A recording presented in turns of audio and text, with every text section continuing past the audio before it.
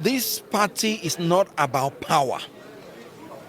This party is about the welfare of Nigerians. And I can tell you categorically, I told you that before I get into an association or a political party, I take my time. When I left my last political party, it was more than 1 year ago. And I made it clear I wasn't going into APC or PDP. If there is no new arrangement that I'm sure will take care of the welfare of Nigerians, I'll stay in my house and pray. Because that's the only reason I came into politics. And as God will have it, meaning that God has really heard the prayers of Nigerians. You can see the amalgamation of all political bigwigs from every political party. This is the dawn of a new era in the political history of Nigeria. Let me tell you, ADC, not only that they are mounting it, it is in their constitution. Article 3, that talked about the motto of ADC, tells you that their motto is in pursuit of the welfare of our people and the nation.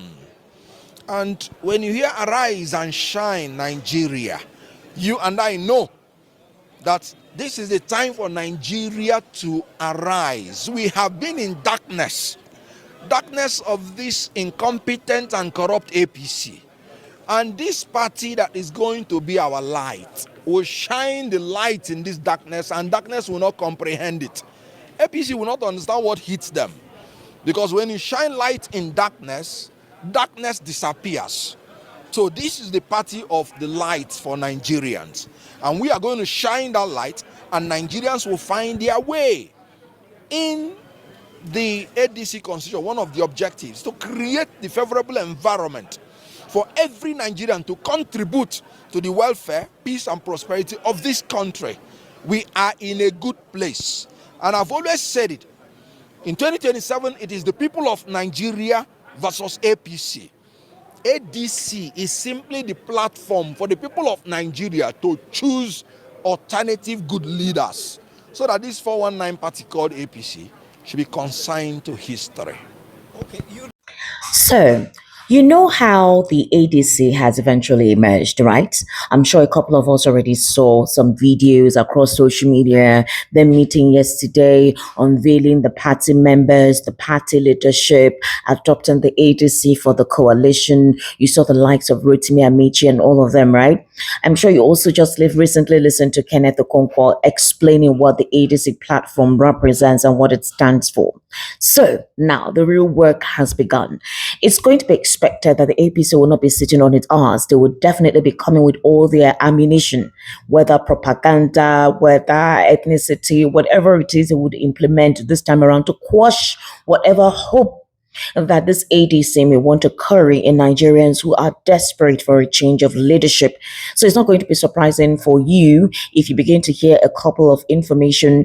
You also hear countering of some propaganda machinations already in play. A lot of straw cards will be drawn to weaken this current political party or this current convergence of certain elements from mostly the People's Democratic Party and a couple of disgruntled persons in the APC representing the CPC faction. All right. So it's not going to be surprising for you to hear a couple of information.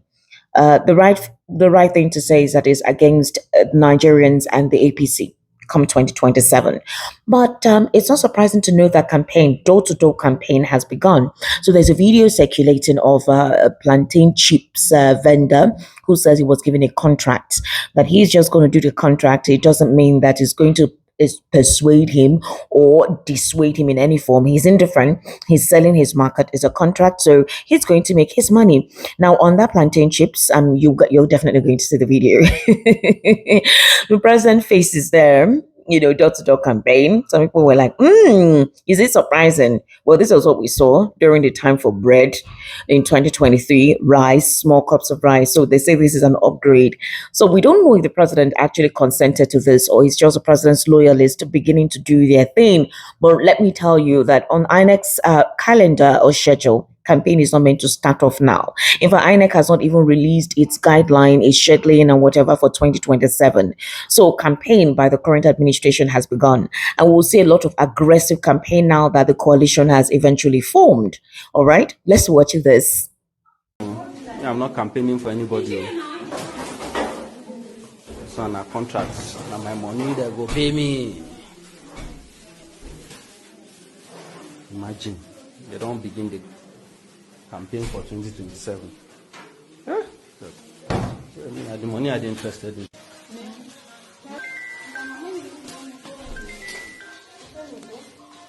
Yeah, so you saw that, right?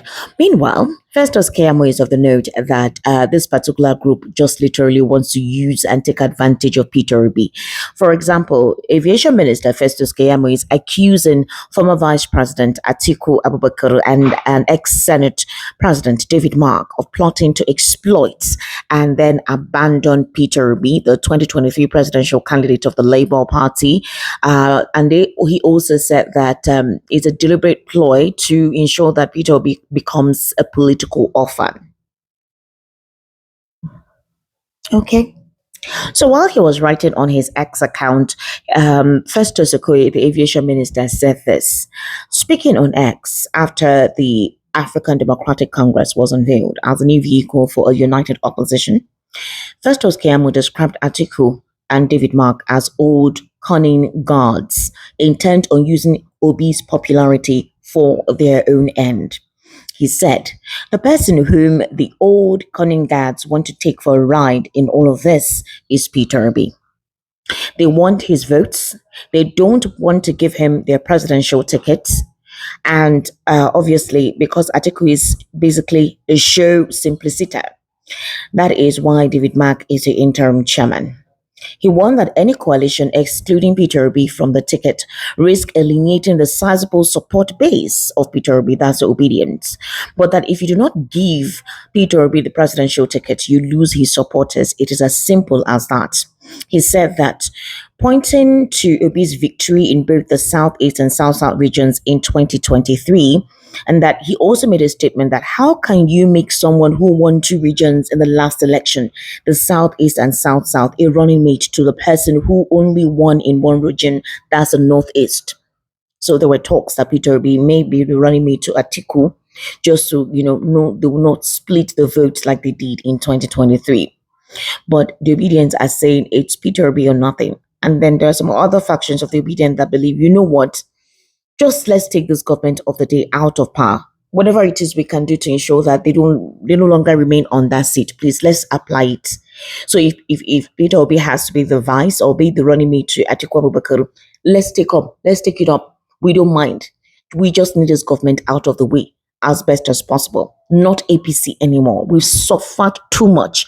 The brazenness, the deterioration of our democracy, they don't want. So if Peterobi has to win this, even if he's a vice, they don't mind. But Peterobi has come out to debunk it, or not necessarily Peterobi, the Obedient, through its director worldwide, and that's Julius Abure, saying that no such conversation is on the table. It's mere the fiction of the imagination of speculators. Nothing like that is on the table between Peterobi and Atiku Abubakar. Now get and hear this very interesting development. So, the Julius Abure faction of the Labour Party has given Peterobi 48 hours to resign from their party. Exactly. They gave him a 48-hour ultimatum that he should resign from the party as soon as possible. After the unveiling yesterday, talks have begun. Now, there are some members of the ADC who feel that things weren't done the right way. The former presidential candidate of the party, Dumebi Kachuku, said that this coalition or whatever did not do things properly. They did not do proper consultation. They came and did things through the back door. So already it feels like in the ADC there is already a faction. Now, the Julius Abure faction, through its spokesperson, Arabambi, is also saying that they're giving him 48 hours. Peterobi he's not grateful. They feel that he is a political prostitute, that the statement he made when he was joining the Labour Party is not what he's living by right now. You said you were going to stay and die for the values and ideals of the party, and now you intend to leave the party and join a coalition, and you claim that you're not desperate for power. Well, they gave him 48 hours. In 48 hours, he needs to declare his intention and resign. Now, this is where there's going to be a challenge in the whole of this.